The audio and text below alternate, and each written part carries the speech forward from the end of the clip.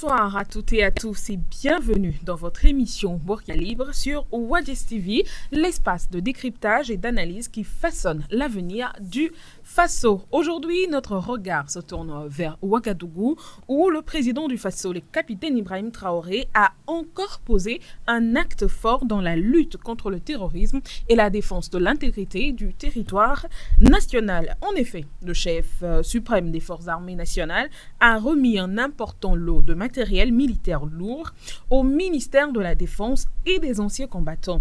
Des équipements de dernière génération pour renforcer les bataillons d'artillerie et de cavalerie engagés sur le terrain. Une acquisition stratégique qui marque une nouvelle étape dans la montée en puissance de l'armée nationale. Alors, que faut-il réellement comprendre de cette nouvelle phase d'équipement? Quelle est la portée opérationnelle et politique de cette décision? Et surtout, comment ce renforcement traduit-il la vision du capitaine Ibrahim Traoré pour une armée burkinabé souveraine, moderne et respectée? Pour en parler et en débattre ce soir, nous avons sur notre plateau nos consultants Amen Segla et Yannick Kwame. Bonsoir Amen et bienvenue à vous. Bonsoir Martial, bonsoir à tous ceux qui nous suivent ce soir. Bonsoir Yannick et bienvenue à vous. Bonsoir Martial et c'est un plaisir d'être en compagnie de nos téléspectateurs. Plaisir de vous revoir sur notre plateau. Alors Amen Segla, ma première question déjà, cette remise de matériel par le président du Faso s'inscrit dans une série d'initiatives militaires lancées depuis un an déjà. Que traduit selon vous cette continuité stratégique ? Alors, en prenant l'acte que viennent de poser les autorités burkinabées, en premier lieu le chef de l'État, le président Ibrahim Traoré, c'est une nation qui rentre dans le cadre stratégique du renouvellement ou bien de la modernisation de l'armée tout entière. Vous n'êtes pas sans savoir que avant même l'arrivée du capitaine Ibrahim Traoré au pouvoir, et c'est vrai, il y a les questions de sécurité qui s'est posées avec acuité, mais on remarquait que l'armée n'était pas une armée digne de confiance. Parce que quand on parle de l'armée, c'est l'institution qui chapeaute même la sécurité de chaque État. Mais avant même, si je recule un peu en arrière, avant même l'indépendance, il y avait un accord qui ne dit pas son nom, un accord de défense que la France a fait signer avec ses anciennes colonies, qui stipule que à chaque fois que vous avez besoin de l'armement, vous devez faire recours à la France d'abord. Et à voir la situation à l'époque, avant même l'arrivée du capitaine Ibrahim Traoré, l'armée burkinabé ne possédait même pas de l'arme. C'est-à-dire pour faire face à l'insécurité. Pourtant, la France était sur le territoire parce qu'il y a les troupes françaises qui sont là, il y a les troupes onusiennes qui sont là, beaucoup d'interventions étaient sur le territoire burkinabé, mais la situation était à un niveau que lorsque le capitaine Ibrahim Traoré est venu au pouvoir, il les a fait toutes chasser et il a commencé à réarmer ces hommes. Parce qu'en tant que militaire, il a besoin d'armes.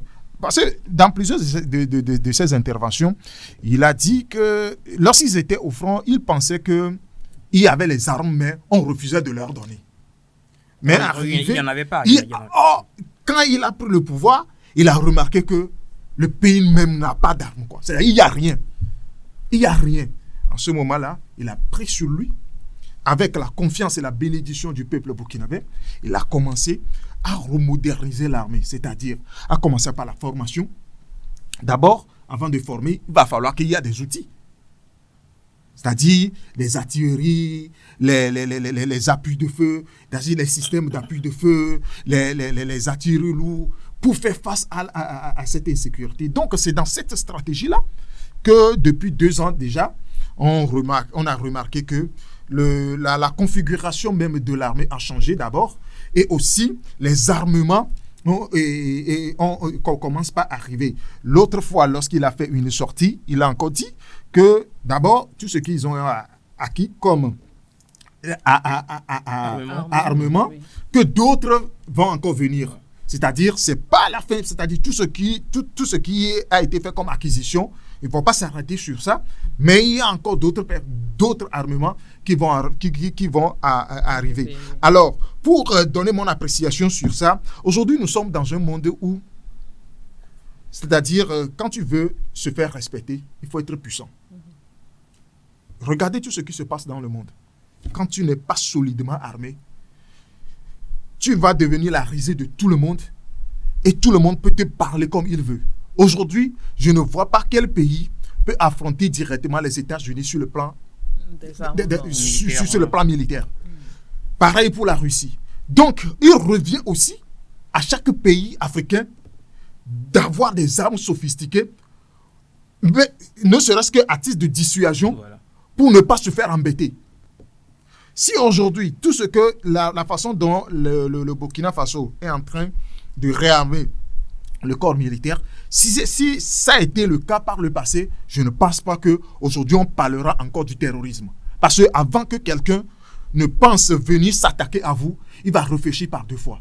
Alors, le capitaine Ibrahim Traoré, on ne peut que lui souhaiter bonne chance pour ce qu'il est en train de faire comme armement, ou bien d'armer les forces de défense et de sécurité.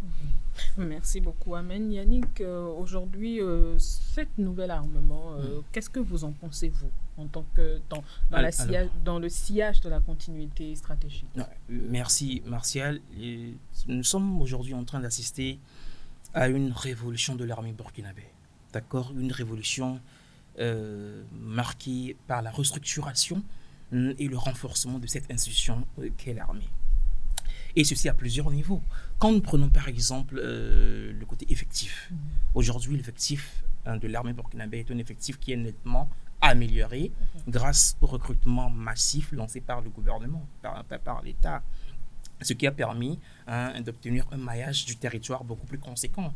De 3 régions militaires au Burkina Faso, le pays est passé à 6 régions militaires. Sans parler de la création des différentes unités d'hélice, que ce soit au niveau de la police, au niveau de la gendarmerie, notamment les GOUMI, et les BIR, les bataillons d'intervention rapide. Et tout cela a permis de reconquérir plus de 71% du territoire qui était sous l'emprise des terroristes. Alors, il est important de noter, de revenir sur cet aspect-là, parce que cet aspect n'est pas souvent mis en lumière. C'est plus le côté équipement qui est plus valorisé. Et justement, parlant d'équipement, tu l'as dit dans ta question, récemment, le gouvernement burkinabé a encore acquis des armes, de l'artillerie ou des armements, des équipements militaires lourds. Le 10 octobre dernier. Le 10 octobre dernier. Et il faut préciser que c'est la 9e acquisition de ce genre. C'est la 9e acquisition de ce genre. Et je crois. Voilà. Et cela vient encore une fois montrer la volonté du capitaine Ibrahim Traoré de rompre systématiquement et définitivement avec cette ancienne approche sécuritaire qui était jugée vraiment inefficace et fortement dépendante de l'extérieur. Et il faut préciser que le capitaine Ibrahim Traoré n'a pas attendu longtemps avant d'agir.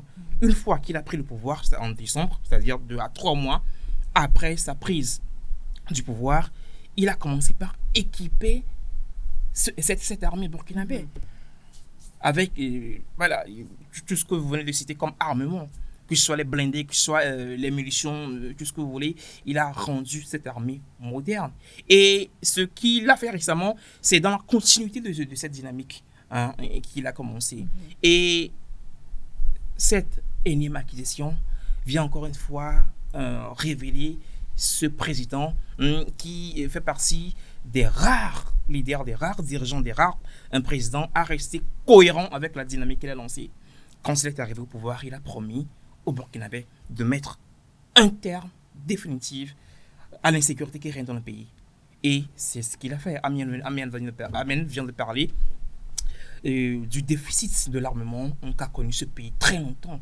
Et il faut préciser que c'est une armée qui date de l'époque coloniale, une armée qui n'était pas modernisée. Et quand le capitaine Ibrahim Traoré est arrivé au pouvoir, et c'est l'une des priorités qu'il s'est fixée, et il continue dans ce sens. Et vous avez vu vous-même l'état de ces équipements qui ont été acquis. Ce sont des blindés neufs, des équipements tout neufs. Ce ne sont pas des véhicules vétustes de 3e, de 5e main que les puissances occidentales avaient l'habitude de refourguer au Burkina Faso et à coups de milliards. C'est pas ça. Ce sont des équipements neufs et cela montre également la volonté du capitaine Ibrahim Traoré, voilà, de rompre avec, comment dire. Alors, parlons des... Voilà. oui, allez-y. Et ceci a permis vraiment voilà, la diversification de partenariats. C'est très important dans l'acquisition de ce type de matériel-là parce que c'était impossible quand le Burkina Faso collaborait avec les puissances occidentales. Et cette action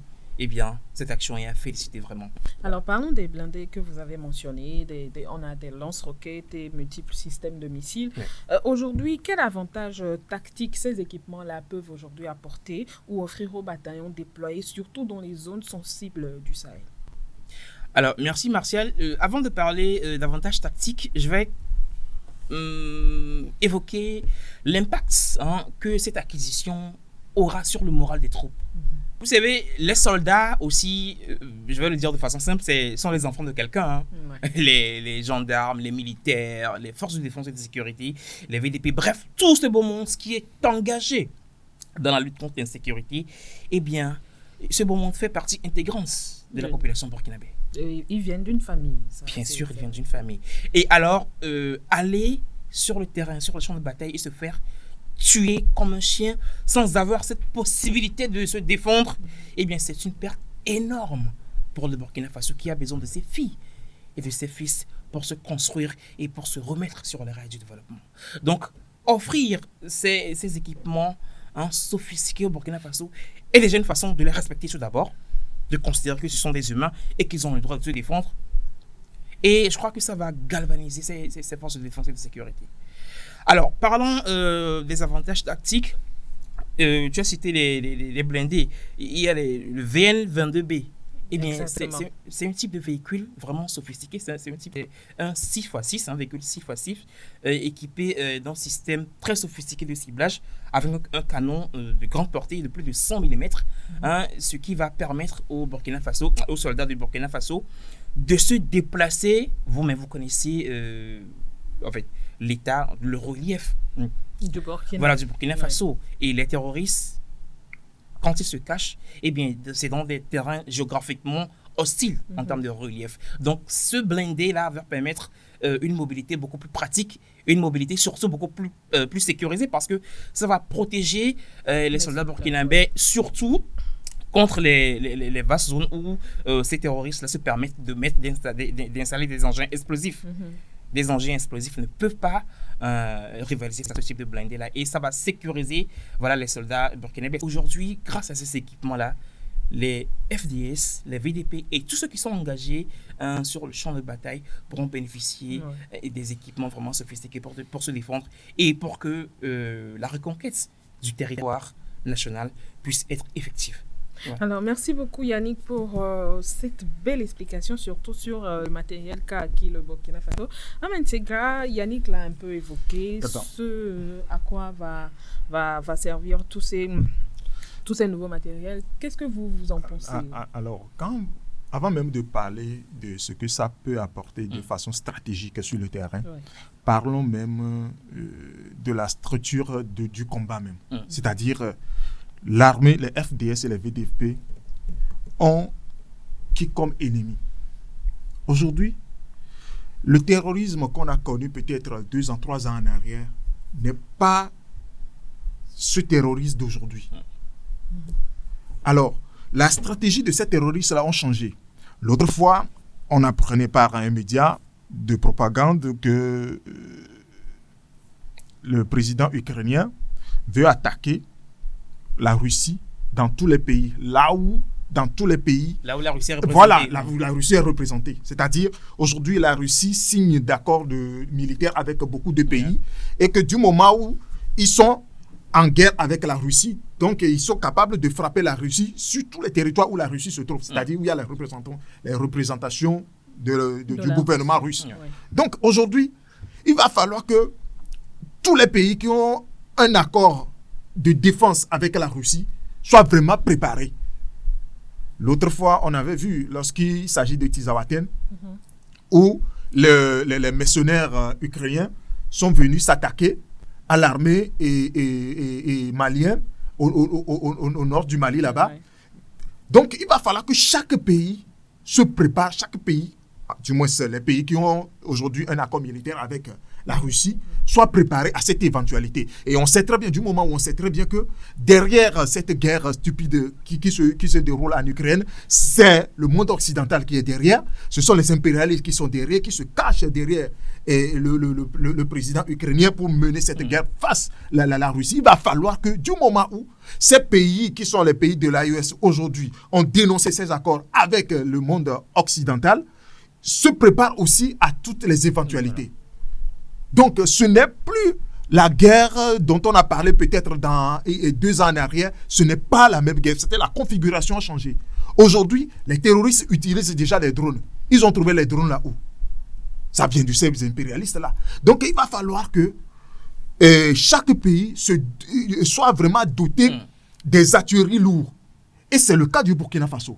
Alors, sur le terrain, vous allez voir que dans les prochains jours, la structure même du combat va changer. C'est-à-dire, ils ne seront plus obligés d'avancer sur le champ de bataille avant de frapper. Même à distance, ils peuvent s'attaquer aux terroristes. Donc, c'est déjà une bonne stratégie pour le président Ibrahim Traoré de faire venir ce type d'armement au Burkina Faso. Et Yannick vient de l'évoquer tout à l'heure. Aujourd'hui, c'est vrai, on le dit, les forces de défense et de sécurité ont pris beaucoup le terrain, c'est-à-dire ils ont pris l'initiative de mettre la main sur beaucoup de territoires, mais le combat n'est pas encore fini. Il y a beaucoup de choses à faire. Et chaque jour, ces terroristes-là aussi changent de stratégie. Parce que le monde occidental, ou bien les impérialistes qui sont derrière eux, ne baissent pas le bras. Parce que c'est leur survie qui est en danger.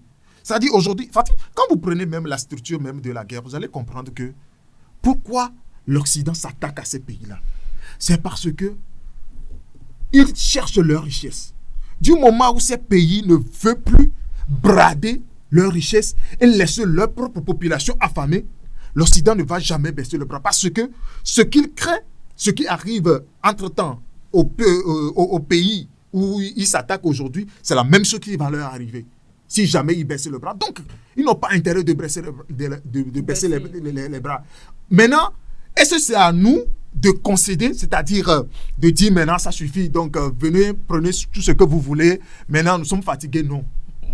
C'est pourquoi le capitaine Ibrahim Traoré le dit à chaque moment, le jour où nous allons baisser les bras, c'est fini pour nous. Donc aujourd'hui, l'acquisition de ces armements, c'est quelque chose que tout le monde, que le peuple burkinabé espère, et que avec ces armements, ça va booster encore la confiance de la population.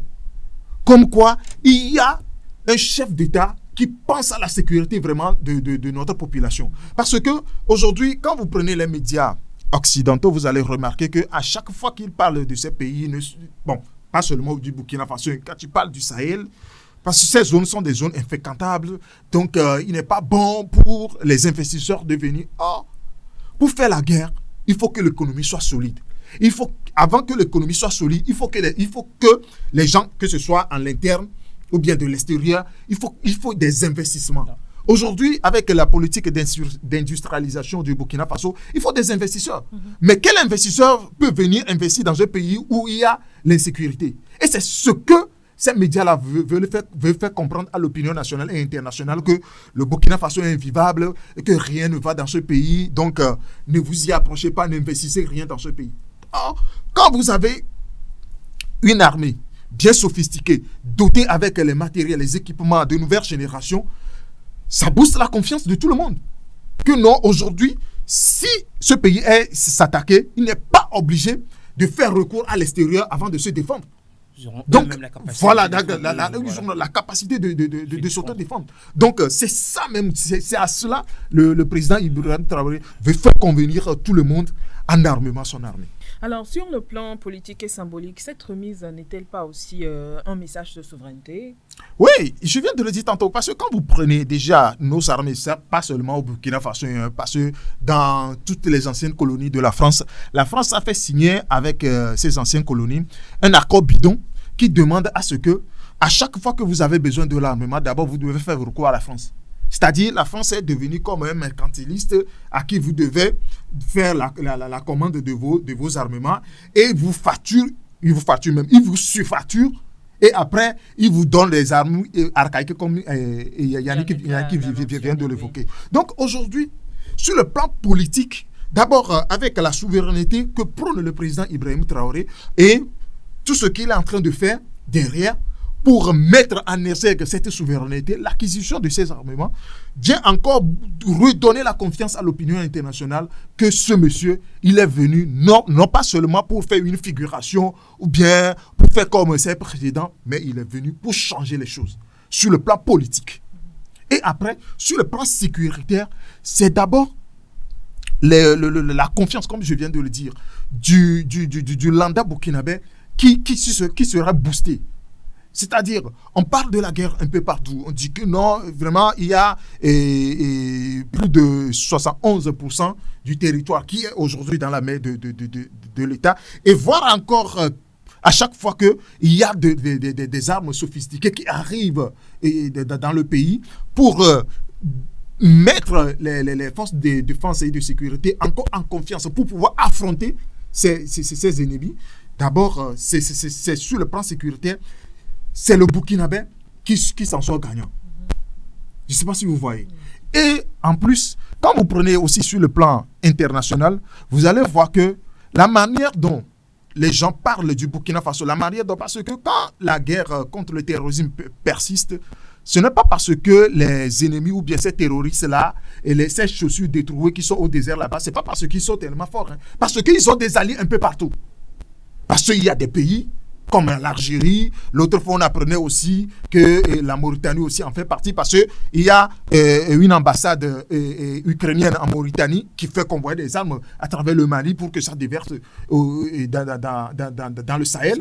Donc, il y a beaucoup de pays qui entourent les pays de l'AES qui ne sont pas pour que la lutte contre le terrorisme soit quelque chose exhaustif ou bien qui se termine rapidement. Voilà.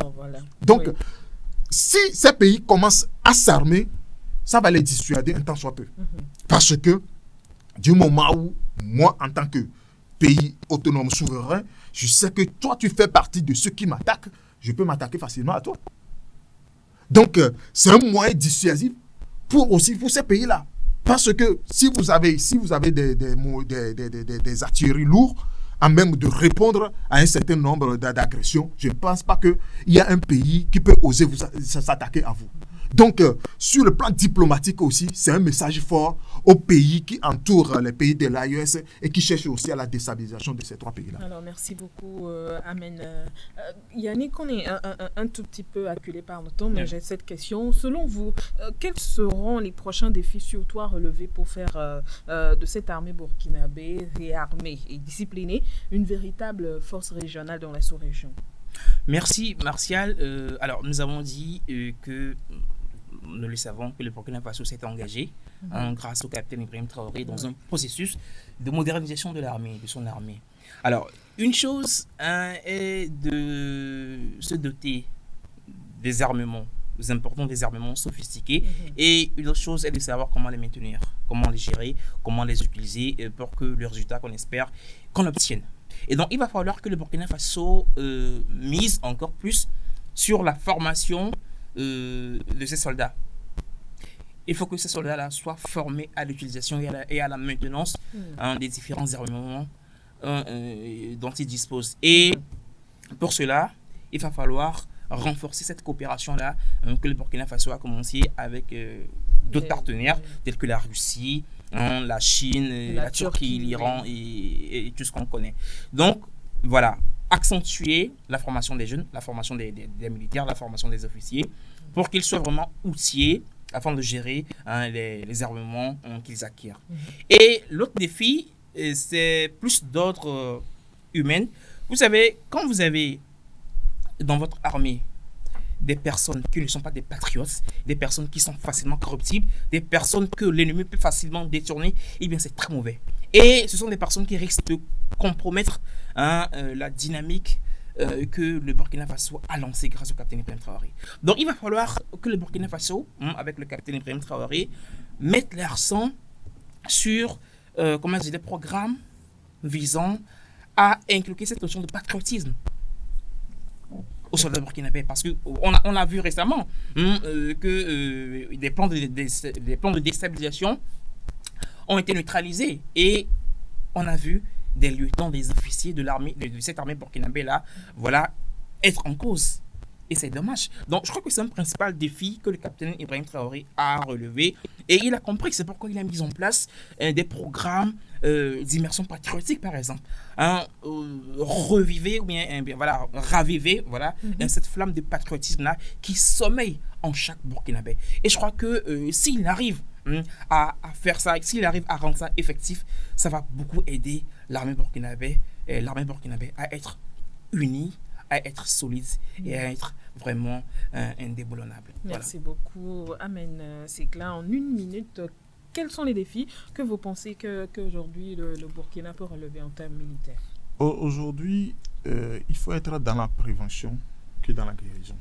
Parce que pour un État comme Burkina, avoir la détermination des forces armées, il faut que le service de renseignement soit vraiment sophistiqué. Yannick qui vient de le dire tout à l'heure, il faut aussi la formation. C'est-à-dire, l'État a fait venir ses armements à coups de milliards. Maintenant, il faut que sur ce terrain, ces armements-là soient vraiment entretenus et bien outillés. Parce qu'il faut vraiment des gens même à même de faire le suivi de maintenance de ces armements-là.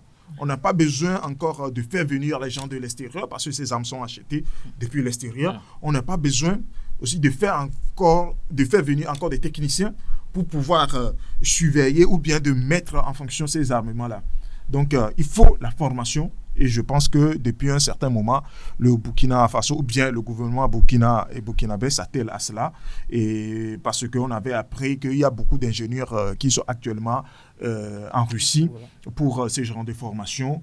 Et le capitaine Ibrahim Traoré même l'avait dit que dans les prochaines années, il va falloir que certains blindés commencent par être fabriqués au Burkina Faso. Donc, tous ces défis-là, c'est vraiment à relever. Il a parlé aussi de la corruption parce que les gens pensaient que la manière dont les choses se géraient avant doivent continuer comme ça. Ils pensaient que sans l'Occident, qui ne peut arriver à rien, que rien ne peut arriver de bon au Burkina Faso sans l'Occident. Donc, il faut toujours faire commettre aux impérialistes avant que leur pays n'existe. Or, c'est ce que le capitaine Ibrahim Traoré ne voulait pas. Donc, il y a certains qui ont toujours, avec leurs anciennes mentalités, passent par des chemins tordus pour pouvoir collaborer d'une manière ou d'une autre avec ces impérialistes-là, qui cherchent d'ailleurs à déstabiliser le Burkina Faso. Donc, tous ces défis-là, c'est à relever. Et d'ailleurs, c'est comme ça. Parce que quand vous voulez préparer ou bien vous voulez avoir une nation pour un lendemain meilleur, vous allez remarquer que ça doit commencer à la base. D'où les missions patriotiques. C'est-à-dire, vous devez préparer les gens à être patriotes. C'est-à-dire, si dès le bas âge, l'enfant a pris la corruption, c'est-à-dire, c'est devenu quelque chose qu'on distribue à chacun de rue et qu'il n'y a pas de patriotisme en eux, vous allez voir que lorsqu'ils, demain, ils seront à un poste de responsabilité, vous allez voir que ce sera un danger pour tout le monde. Donc, maintenant, c'est un défi et avoir l'élan que le capitaine Ibrahim Traoré a lancé en martyr de l'organisation ou bien de la révolution populaire, comme ils le disent au Burkina Faso, c'est quelque chose qui doit être apprécié. Et le peuple africain le félicite pour tout ce qu'il entreprend comme démarche dans ce sens de souveraineté. Alors, merci beaucoup à vous, Amen Tsegla. Merci beaucoup à vous, Yannick Kwame, pour vos belles interventions sur le sujet et qui ont été super intéressantes. Nous sommes arrivés à la fin de cette émission, mais il est important aujourd'hui d'appeler le peuple burkinabé à pouvoir soutenir et accompagner cette lutte et cette vision-là que le capitaine Ibrahim Traoré a mis en place pour pouvoir développer le secteur de l'armée, pour pouvoir développer l'armée et le secteur militaire pour vraiment lutter contre le terrorisme au Burkina Faso. Merci de nous avoir suivis. Rendez-vous au prochain numéro.